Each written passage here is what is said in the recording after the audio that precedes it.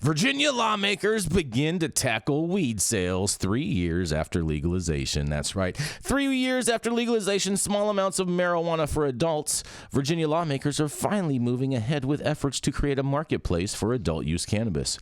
A Senate committee advanced a bill to get regulated retail system up and running by January 1st, driven partially by concern that an illicit market is already flourishing. Though Democrats and some Republicans have expressed interest in passing some kind of marijuana legislation, Governor Youngkin has sent signals that he's not on board, though he stopped short of promising a veto.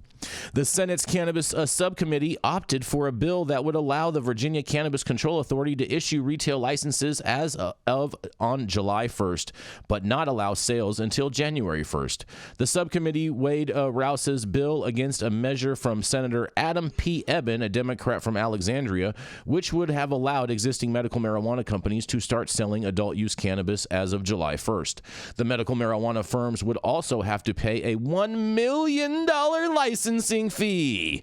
On Friday, the Senate's Rehabilitation and Social Services Committee referred Rouse's bill to the Courts of Justice Committee on a bipartisan 10-5 vote, and the bill would increase the legal possession amount from 1 ounce to 2.5 ounces and impose a 12% retail cannabis tax. In the House of Delegates, Delegate Paul E. Kreitz is carrying a version of the bill that Eben sponsored in the Senate. There is no House version of Rouse's bill. Keats said he's concerned that the version of the legislation advancing in the Senate omits the effort to create small business incubators and help entrepreneurs from disadvantaged communities get a head start. The Krizik and Eben bills avoid racial discrimination and instead aim to set up an incubator partnerships between disadvantaged entrepreneurs and companies already active in the medical cannabis market. A resolution proposed by Delegate Terry G. Kilgore, Republican from Scott, would order the Virginia Cannabis Control Authority to study the creation of a retail marijuana marketplace and make recommendations for each of the next 2 years. If all the other retail marijuana bills fail, the resolution would be a backstop. On the House side, at least one Republican, Chris Obenshine, has told media in his district that he's interested in passing some kind of marijuana market regulation. Well, Virginia could have a retail market as of January 1st of next year, but I'm willing to bet something happens between now and then and it doesn't even come to fruition and the trap will survive, and all the residents in Virginia will still be going to D.C. to go and buy their weed because they can self-certify. But nonetheless, this is Jason Beck for the High at 9 News. What do y'all have to say about this? I'm from Virginia. Ain't nothing to do but cook. But what's the math behind this $1 million licensing fee for the medical firms to help pay for the small businesses? I'm with you, bro. This is not Florida, bro. This is Virginia. Okay? This is Virginia. I don't know what companies are even going to be able to pay this $1 million. They're probably putting it in there so then that way they don't have any of these companies and they have to start all new with all new people. I'm willing to bet that that's part of their plan. Yeah. I mean, this is replicatable policy misstep. Tax people at a really high level, but then say you're giving it to worthy recipients to justify the tax, create massive barriers to entry, and continue to look at cannabis as the curative cash cow for all other issues and policies that need funding. Exactly. It's crazy. Yeah. We've seen this a million times before. It's like looking back in time. I know how this movie ends. They throw a number out there like cannabis farmers are making money, like they're making money hand over fist right here.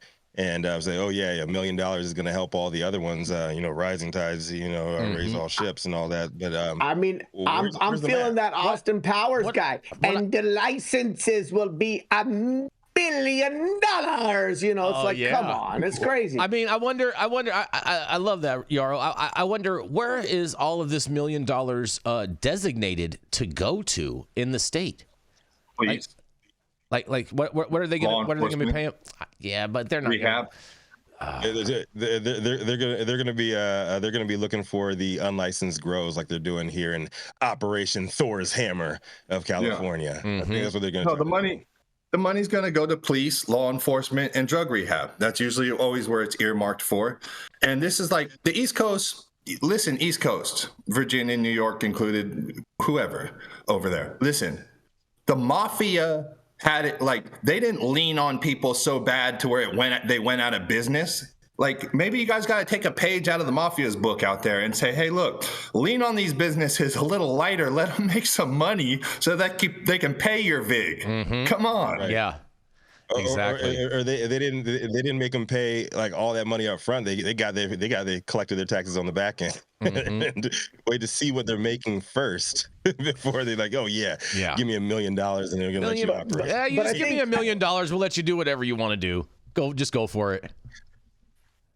Look, $1 million isn't what it used to be. These days, that's your traffic study, your archaeological report, your security diagram.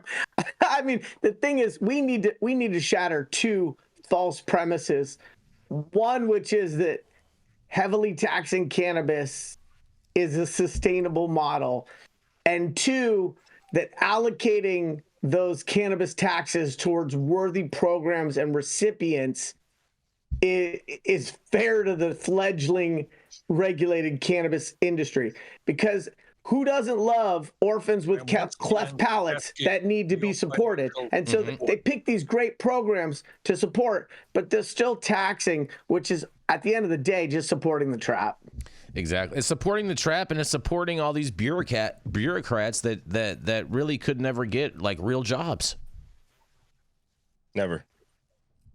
It's a shame. And it's a burden to the people that are really trying to make this thing work. Mm-hmm. It's a burden to them. It's really hard to make it work when you have all these other things weighing you down like that. 100%. Hey, Luke, would you say like that these Virginia farmers have to pay a high price?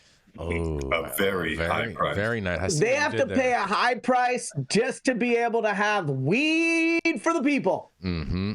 That's right. That's right. And on that, we're going to go to a commercial, and we're going to be right back.